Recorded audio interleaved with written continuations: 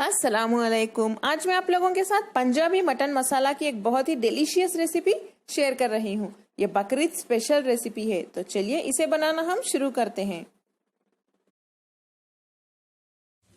Punjabi mutton मसाला बनाने के लिए सबसे पहले हमें चाहिए आधा किलो गोश्त। गोश्त के मीडियम साइज पीसेस कट करके रख लें।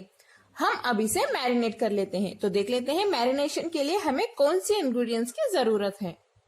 सबसे पहले हम इसमें डालेंगे 1 टीस्पून लाल मिर्च पाउडर, हल्दी आधा टीस्पून, 2 टीस्पून अदरक लहसुन और धनिया के पत्तों का पेस्ट, 1 मीडियम साइज नींबू का जूस, लेमन जूस, 1 टीस्पून धनिया पाउडर, काली मिर्च पाउडर 1/4 टीस्पून, आधा टीस्पून जीरा पाउडर, आधा टीस्पून गरम मसाला पाउडर। नमक आप अपने टेस्ट के हिसाब से डालें। मैं यहाँ 1 टीस्पून डाल रही हूँ। 4 टेबलस्पून दही, ये कुछ 100 ग्राम होगा, यानी 100 ग्राम। दही आप खट्टा भी ले सकते हैं या मीठा दही भी। इन सभी इंग्रेडिएंट्स को हम अच्छे से मिक्स कर लेते हैं। गोश्त के साथ सभी मसालों को अच्छे से मिक्स करने के बाद हम इसे आधे घंटे के लिए रख देंगे मैरिनेट होने के लिए। आप इसे रेफ्रिजरेटर में भी रख सकते हैं या बाहर भी रख सकते हैं। इस रेसिपी का नेक्स्ट स्टेप है एक मसाला पेस्ट तैयार करना, जिसके लिए हम 1 टीस्पून तेल गरम कर लेते हैं। तेल गरम हो चुका है। हम इसमें 2 मीडियम साइज कटी हुई प्याज डाल देते हैं। प्याज को हल्का सा भून लें। फ्लेम को हाई पे रखिए और इसका कलर थोड़ा सा चेंज होने तक इसे ऐसे ही भूनते रहिए। 2 कटी हुई हरी मिर्च डाल देते हैं। 6 से 7 छोटे छोटे अदरक के पीसेस, इन्हें हल्का सा भून लें। फ्लेम को हाई पे रखिए। 30 सेकेंड के लिए भूनिए। आखिर में हम इसमें 2 मीडियम साइज कटे हुए टमाटर डाल देते हैं। इन्हें भी अच्छे से भून लें। फ्लेम को हाई पे ही रखिए। इन सभी इंग्रेडिएंट्स को मैंने 3 से 4 मिनट तक हाई फ्लेम पे भून लिया है। अब मैं फ्लेम बंद कर देती हूँ और जब ये ठंडा हो जाएगा हम इसे बारीक पेस्ट की तरह पीस लेते हैं। पिसा हुआ मसाला पेस्ट अब तैयार है। पैन में हम 2 से 3 टेबलस्पून घी गरम कर लेते हैं।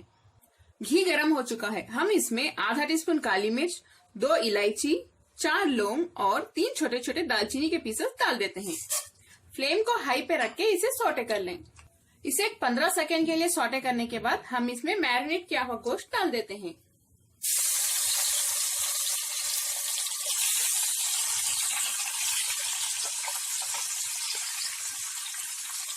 गोश्त डालने के बाद हाई फ्लेम पे इसे अच्छे से भून लें। इन मसालों की रॉस मिल जाने तक इसे ऐसे ही भूनते रहिए हाई फ्लेम पे। गोश्त को हमें घी में अच्छे से फ्राई करना होगा, तभी ये रेसिपी बहुत ही ज्यादा टेस्टी बनेगी। आप चाहें तो तेल का भी इस्तेमाल कर सकते हैं, लेकिन अगर आप इस रेसिपी को घी में बनाएंगे तो बहुत ही ज्यादा मजेदार बनेगी। तो अच्छे से ऐसे ही सौटे करते रहें। गोश्त को मैंने मसालों के साथ 5 से 8 मिनट तक हाई फ्लेम पे अच्छे से भून लिया है। हम इसमें पिसा हुआ मसाला पेस्ट डाल देते हैं। इसे डालने के बाद फिर से हम इसे अच्छे से भून लेते हैं।